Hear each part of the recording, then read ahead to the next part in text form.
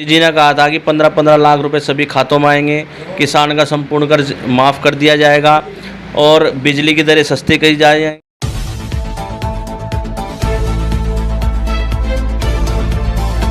तो जनशासन बुलेटिन में एक बार फिर से आपका स्वागत है और हमारे इस स्पेशल प्रोग्राम चुनाव पर चर्चा में आज हम भारतीय किसान यूनियन तोमर के राष्ट्रीय अध्यक्ष संजीव तोमर जी के पास हैं और उनसे पूछते हैं कि भारतीय किसान यूनियन तोमर का क्या रुख है 2022 विधानसभा चुनाव को लेकर। जैसे कि और किसान संगठन है, उनका एक रुख तय हुआ है कि वो किस पार्टी को सपोर्ट करेंगे, किस पार्टी के खिलाफ जो है लोगों को तैयार करेंगे कि वहाँ वोट करना है आपको और वैसी सरकार चाहिए। तो राष्ट्रीय अध्यक्ष जी हमारे साथ हैं तोमर के और उनसे पूछते हैं कि उनका क्या रुख है, उनके संगठन का क्या रुख है, किस तरीके से 2022 के चुनाव को देखते हैं। सबसे पहले तो जनशासन बुलेटिन में तोमर जी आपका बहुत बहुत स्वागत है। धन्यवाद। मेरा पहला सवाल यही है कि भारतीय किसान यूनियन तोमर किस ओर जा रहा है, क्या रुख है? भारतीय किसान यूनियन तोमर का तो एक ही रुख है, जो हमारे किसान भाई हैं, जो हमारे मजदूर भाई हैं और जो हमारे पीड़ित भाई हैं, हमें उनकी सेवा करनी है।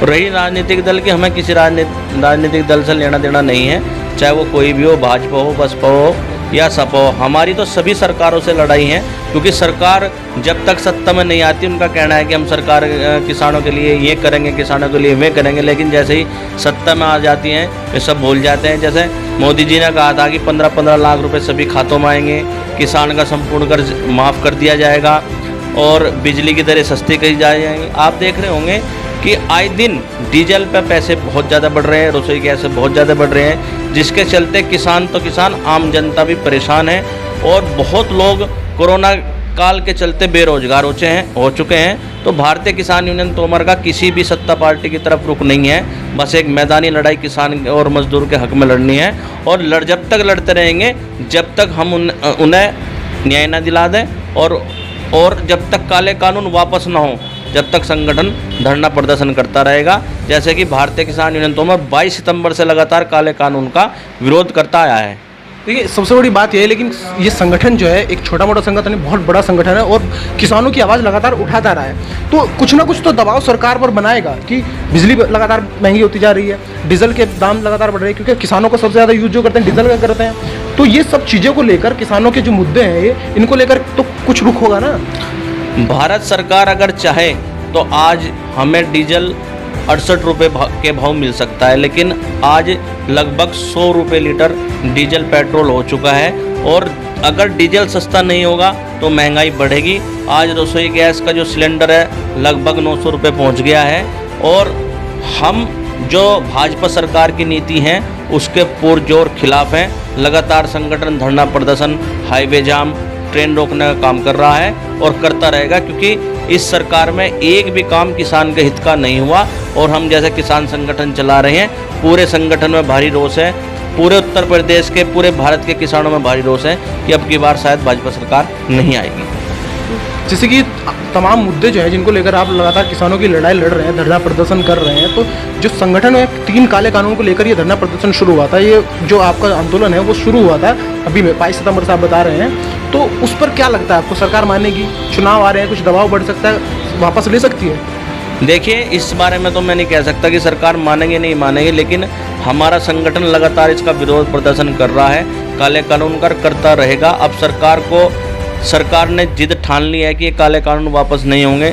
हमारे 500 से ज़्यादा किसान भी इसमें शहीद हो गए हैं, लगभग 9 महीने से धरना प्रदर्शन भी चल रहा है, लेकिन अभी तक भाजपा सरकार टस से मच नहीं हो रही है और किसान भी पीछे नहीं हट रहे हैं और न ही किसान संगठन पीछे हटे हैं, क्योंकि हमारा एक पुरजोर एक ही बात है।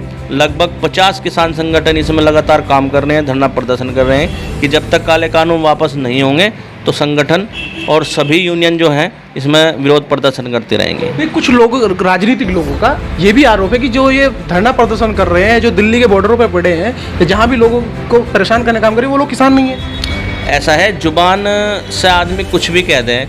जो लोग किसानों के लिए तो धरना प्रदर्शन हो रहा है, अगर मैं लोग किसान ना होते तो वो क्यों धरना प्रदर्शन करते?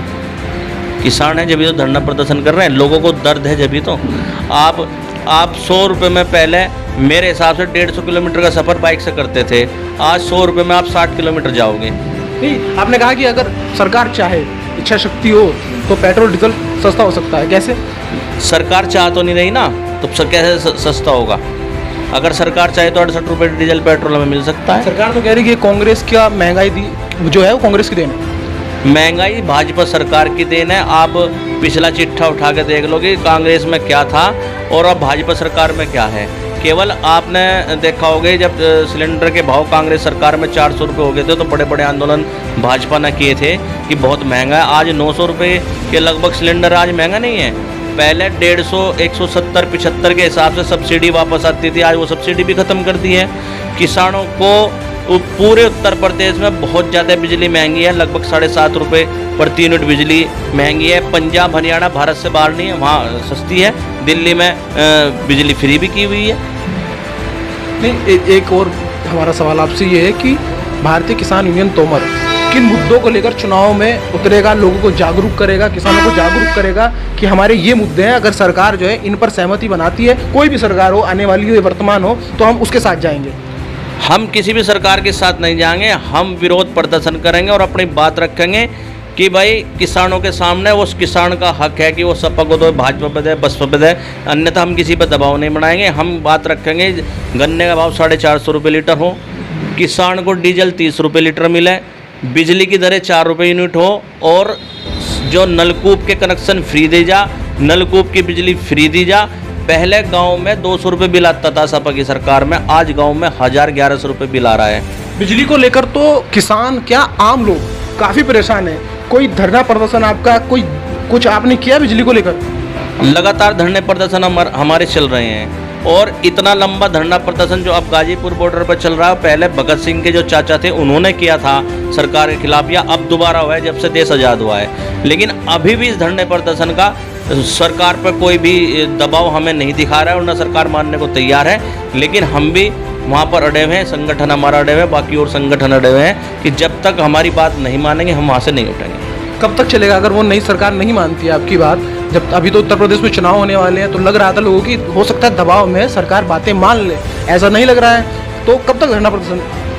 साल चलो, 2 साल चलो, 3 साल चलो, 4 साल चलो, किसान संगठन कोई भी हो, सबसे पहले हमारी एक ही बात है कि हम धरना प्रदर्शन करेंगे। अगर हमारी बात 2 घंटे मान ली तो 2 घंटे में ख़त्म, 1 दिन में मान ली तो 1 दिन में ख़त्म, 1 महीने मान ली तो 1 महीने में ख़त्म। लेकिन लगातार जब तक धरना प्रदर्शन चलते रहेंगे जब तक हमें कामयाबी नहीं मिलेगी। संजीव जी, एक मेरा सवाल आपसे ये भी है कि भारतीय किसान यूनियन भाकियू के जो राष्ट्रीय प्रवक्ता है राकेश टिकैत जी, उन्होंने कहा था कि हम यूपी में जगह जगह जिला जिला जाकर जो है लोगों को जागरूक करेंगे और लोगों से अपील करेंगे कि वो भाजपा के खिलाफ वोट करें। आपकी क्या राय है? हमारी राय है ये तो जनता है, सब जान रही है। हमें तो लोगों को सचेत करना कि भाई ऐसे इस तरीके से हमें इस सरकार में कुछ नहीं मिला और मेरा मानना यह है कि सरकार किसान हित में काम नहीं कर रही है, तो आप भाजपा सरकार को वोट ना दें, कहीं और वोट दें, ये हमारा कहना है। मेरा एक और आखिरी सवाल आपसे ये है कि बेरोजगारी भी लगातार बढ़ रही है। जैसे बिजली की दरें, पेट्रोल डीजल का दाम है, तो वैसे बेरोजगारी घट रही है, लोगों को रोजगार ही नहीं मिल रहा, तो उस पर क्या स्टैंड है तोमर का? भाजपा सरकार में सबसे ज़्यादा बेरोजगारी हुई है, इसमें लोग बेरोजगार हुए हैं। पहले जो सरकार थी उन्होंने रोजगार दिए लोगों को, लेकिन इसमें जो अपने प्राइवेट लोगों ने काम भी किए हुए थे उन्होंने भी अपनी फैक्ट्रियां उखाड़ के उत्तराखंड में लेके चले गए, क्योंकि यहाँ पर उत्तर प्रदेश में बहुत ज़्यादा महंगी दरें हैं बिजली की, वहाँ पर सस्ती है तो वहाँ पर लोग चले गए। यहाँ पर बेरोजगारी बहुत, और कोरोना काल में बहुत लोग, करोड़ों लोग बेरोजगार हुए हैं। उत्तर प्रदेश में लगातार लोग गन्ना बोते आए हैं, सभी जितने भी किसान हैं वो सब गन्ना बोते हैं और गन्ने का पेमेंट लगातार जो है रुक जाता है, और सरकार कह रही है कि हमने जो औरों की जो सरकार थी और सपा बसपा जो भी थी, कांग्रेस थी, उनसे ज़्यादा जो है हमने जो है गन्ने का पेमेंट कराया है। कितना सच है? भाजपा सरकार में ना तो कोई गन्ने का रेट बढ़ा है, ठीक है, जब से सरकार आई कोई गन्ने का रेट नहीं बढ़ा है। और अक्सर हमारे धरने प्रदर्शन होते हैं कि किसान का बकाया गन्ने का भुगतान में ब्याज सहित कराया जाए, क्योंकि अगर किसान कोई भी खाद या कोई भी चीज़ ले ले तो उस पर ब्याज शुरू हो जाता है। लेकिन अगर किसान का पैसा 2 साल 3 साल 4 साल शुगर मिल पर है उस पर कोई ब्याज नहीं है। सुप्रीम कोर्ट के हिसाब से योगी नाथ जी ने, मुख्यमंत्री हमारे जो माननीय मुख्यमंत्री जी, उन्होंने कहा था कि 14 दिन के हिसाब से किसानों को उनके खाते में पेमेंट पहुंचेगा, लेकिन सब बातें खोखली थी, सब जो उनके बात थी वो सब फाइलें में रहेगी, कोई किसान को इस सरकार में लाभ नहीं दिखाई दे रहा। अभी भी समय, अगर भाजपा सरकार किसान हित में काम करे, आम जनता हित में काम करे तो शायद फिर से सत्ता में आ सकती है, अन्यथा बहुत मुश्किल है और मैं नहीं मानता कि फिर से सरकार सत्ता में आएगी। संजीव तोमर जी, जनशासन बुलेटिन से बातचीत करने के लिए, अपना कीमती समय देने के लिए आपका बहुत बहुत शुक्रिया। धन्यवाद। तो ये थे भारतीय किसान यूनियन तोमर के राष्ट्रीय अध्यक्ष संजीव तोमर जी। इनका क्लियर कहना है कि हमें किसी सरकार से कोई दिक्कत है नहीं। अगर सरकार किसानों के हित में काम नहीं करेगी तो वो अपील करेंगे किसान जो है उनको वोट ना दे, और अगर वो किसानों की बातें मानती, किसानों के हक में काम करती है, तो चाहे वो जिसका उनका मन हो वो जाकर वोट कर सकते हैं। मैं सलीम राव, मेरे सहयोगी इरशाद राव के साथ देखते रहिए जनशासन बुलेटिन।